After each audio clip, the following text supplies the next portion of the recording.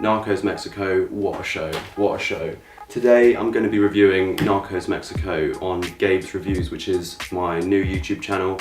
This is the very first video. I'll be using this channel to review my favourite films and TV series, and today we're going to be looking at Narcos Mexico. So we had the previous 3 seasons of Narcos set in Colombia, which I loved. We had season 1 and 2 was following the rise and fall of Pablo Escobar. Then after that, like all the fans, I wasn't sure if we were going to be able to have a good show continued, but season 3, the Cali Cartel, was amazing, if not better than the first 2 seasons. So I was hyped for Narcos Mexico, and I'm happy to say it has pulled through. It is amazing. So the way I'm going to do this review is in 2 parts. Well, the first part will be spoiler free. So anyone who hasn't seen the show yet, don't worry.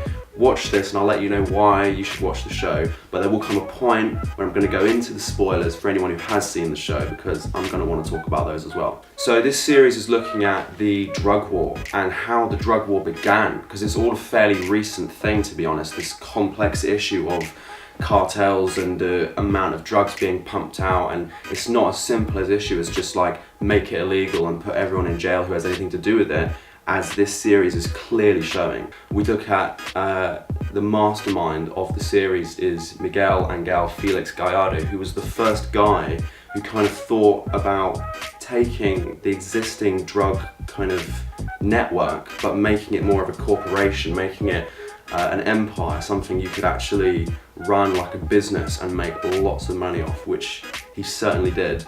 And for all you can say about the guy, his evil intentions, he was a genius. He was a really smart guy, and I find it absolutely fascinating. So we start in Sinaloa, which is a small kind of remote place in Mexico, which is the birthplace of Mexican weed growing and weed smuggling and trafficking. And we enter with none other than Rafa, our expert weed grower, and this is the guy who is kind of half of the mastermind duo at the beginning. He's the one growing the weed, he's the one coming up with the ways to grow the weed seedless and to get rid of all the stuff you can't smoke and get high off.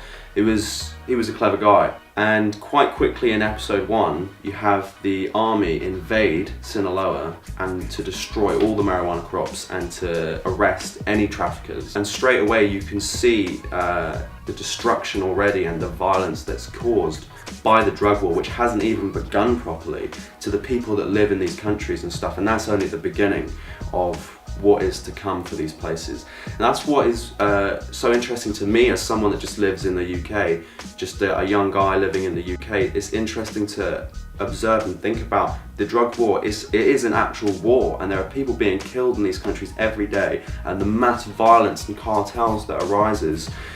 It seems to me that the only solution to the drug war is to decriminalise all drugs, but we'll get onto that maybe later on in the video. So it's quite interesting to see the way that weed smuggling worked in Mexico before this guy came along and sorted things out. So what you had was lone traffickers in each city, and they would operate what was called the plaza system. So in each city there would be a plaza. The guy who owned that, he would operate the drug smuggling in that region, and they all operated separately. So you'd have one guy running his drugs in one city, one guy running his drugs in another. They wouldn't interact. If anything, they were enemies. But what this guy, Miguel Angel Felix Gallardo, did is he came along and he realized that if he brought everyone together and he created a network of them all working as a team, they could fix the price of marijuana, and they could have everything running smoothly. Violence between the different members would come down, and there would be a lot less complications and a lot more money to be made if he brought them together and formed a cartel. And it was very obvious at the start of the first few episodes that everyone doubted that this was even possible. How could you bring together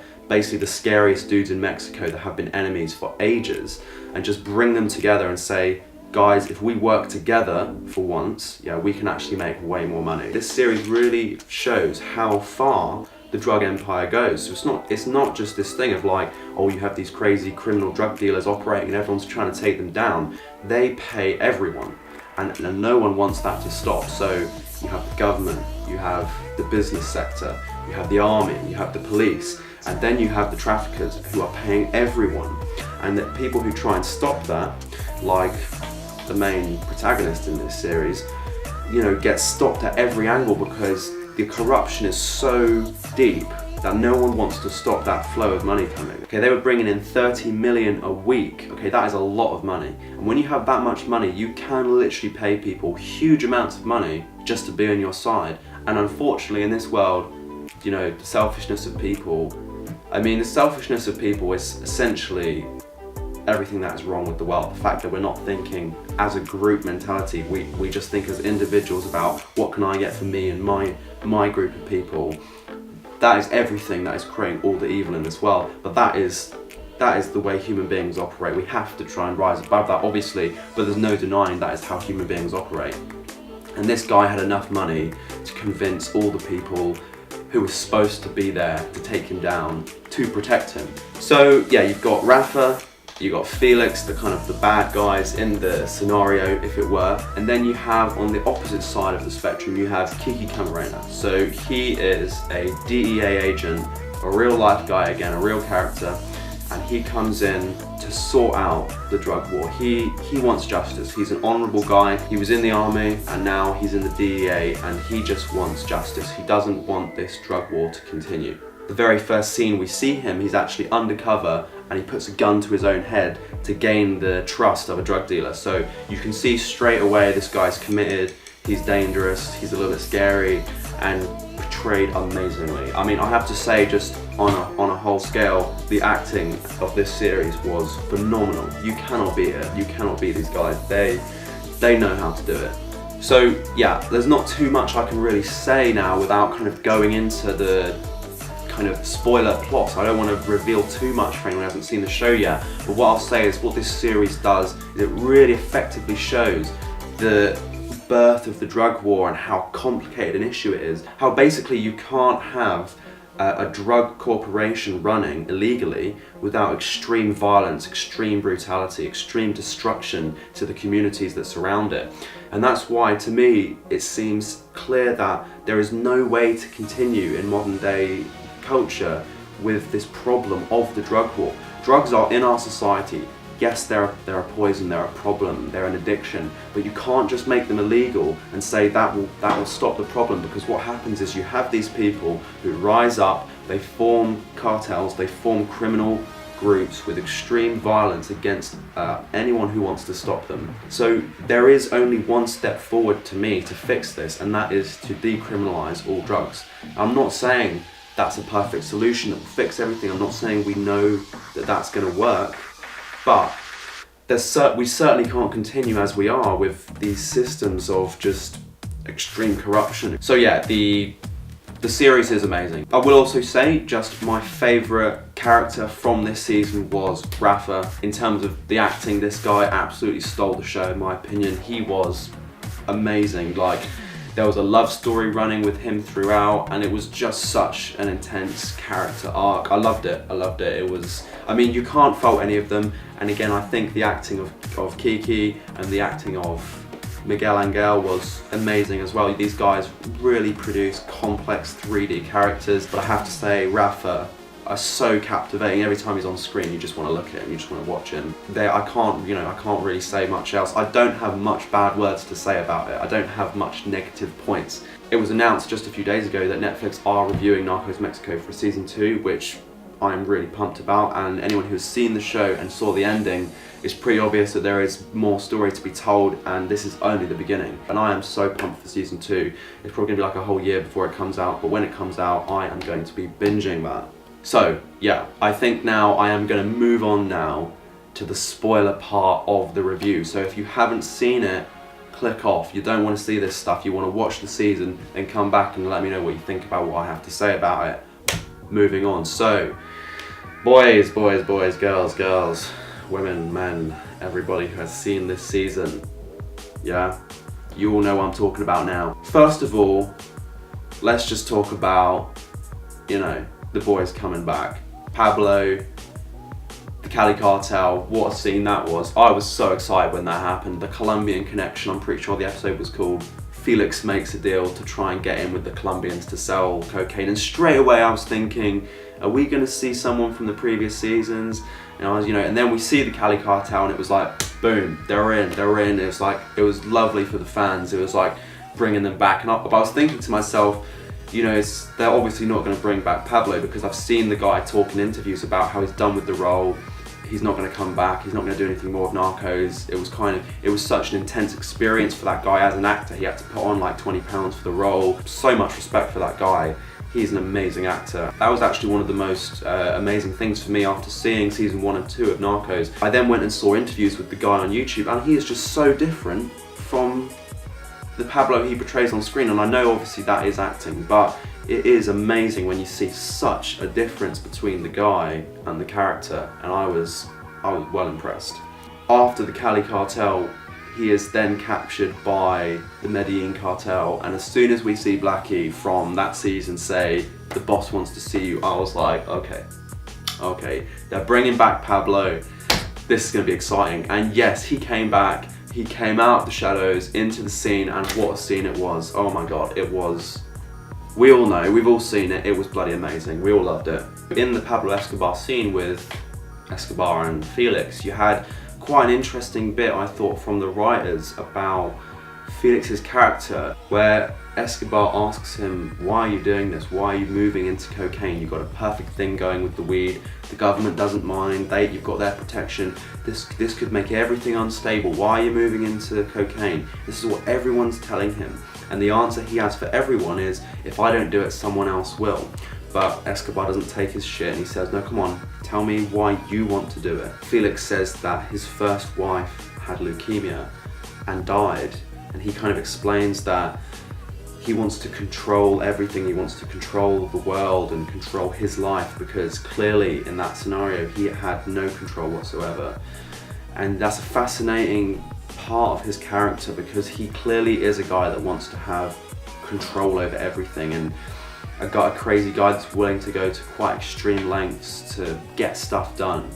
And yeah, I just thought that was a fascinating scene from both of them, these two incredible actors. But it was nice how the writers brought out that kind of gem of info about the character to give you a little bit of background insight into why he is the way he is. So as the series goes on, we see kind of the development of the characters. We see Miguel Angel Felix Gallardo turn from, as he was at the start, kind of this kind of small-time guy, into this boss of running everything like a dictator in a way. And we see it's not as much of an arc as something like Breaking Bad, say, where you really see a good guy become a bad guy. He was never a good guy, but he was certainly a bad guy who became more of a scary dude, became more of a willing to just kill people for the sake of getting what he wants, willing to do pretty intense, crazy things. And so yeah, that was an interesting arc to a certain extent, how you saw him become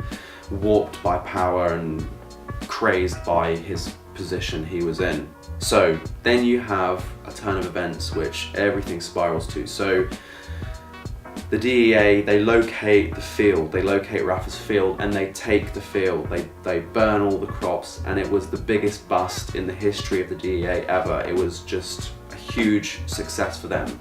But what results in that is that the DFS, the government support which Felix has brought up, they are now incredibly worried about the DEA and how much information these guys have on the operation, and whether they'll be able to link the government support that he has brought to the cartel. So they go over Felix's head and they kidnap Kiki, which we see right at the start of episode 1. And I'm not sure how I felt about that, because obviously to a certain extent it's history, and everyone, well, some people know about it. Some people would have known starting the season going in that this guy was going to be kidnapped and tortured and ultimately killed. But even though I'd seen the previous seasons and he's actually mentioned at one point, I was not aware the whole time watching the season that he was going to be killed at the end. Even when they stressed at the beginning, the voiceover said this story does not have a happy ending. I think for some people like myself, it would have been nicer if we could have seen the story played out and just kind of not known that he was going to be captured. But for, you know, regardless, the show creators decided they were going to open with the scene of him being captured, so the whole time you're aware that it's leading up to this point of him being captured by the cartel. But anyway, they capture him, they bring him in, and then there's kind of this epic moment where Felix realizes there's nothing he can do, and he walks past and he kind of makes eye contact with Kiki, and it's this very scary, intense scene of like them meeting eye contact. Kiki's been tracking him the entire series, and now they're face to face, and that was a really like we're at the scene type thing. So then everything picks up in the last couple episodes, and you have, you know, Rafa has to try and escape the country, Felix has to go into hiding, and it's all quite intense, and everyone's, you know, everything's picking up. So then what happens is, rightly, Felix should have then been captured, arrested, and all the information about the cartel and the government corruption should have come out. But we have again another epic scene when the place that Felix is hiding is invaded, the people come in, there is this guy with a shotgun to Felix's head, and he's like, you're gonna talk and you're gonna tell me everyone involved. Felix explains to the guy, he says, I have all the tapes from Kiki's torture, and in it we have names that are mentioned that will give you all of the evidence you need for the government corruption. But he warns him, there are people who are involved in this corruption, who are his bosses, who are pretty much in every department, and if this guy becomes the hero and takes down Miguel Angel, Felix Gallardo, ultimately he will be killed, because there's too many people involved in the corruption now who are his superiors, and if he decides to step in and be the good guy, be the hero, he won't live. Felix manages to get away, and then there's another intense scene where the cartel is having this meeting discussing how they're going to move forward without Miguel Angel Felix Gallardo, because they think the government has turned against him and everything's just going to shit for him. And then the army storms in helicopters and invades, and then out of the doors comes Felix himself with the army support. He sits down, more powerful than ever, and says to his cartel, I am still your leader, you will answer to me, I have government support, and I've never been more powerful than I am today. The voiceover was correct at the start. There is no happy ending to this story.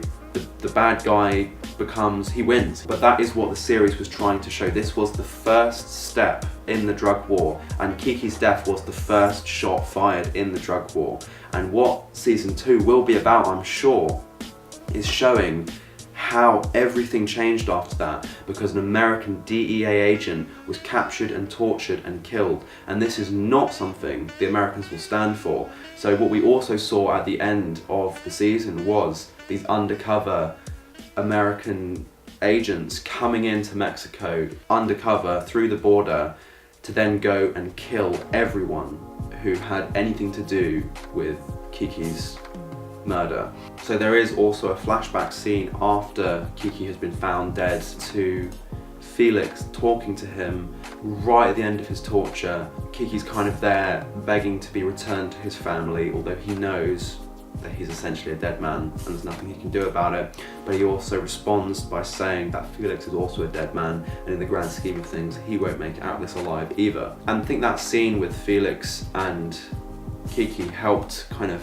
to poetically round off the story in a way and give some justice to Kiki as well, because as I said, he ultimately was a good guy. He was just fighting for justice, and he had one of the worst deaths imaginable.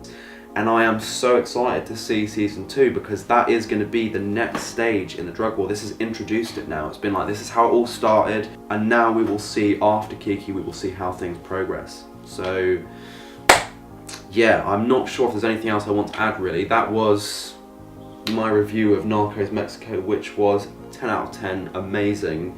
Yeah, I mean, this is the first ever video review I've ever done on Gabe's Reviews, so any feedback would be appreciated. I will be making more reviews. So yeah, thank you very much for watching, and I'll see you in the next review.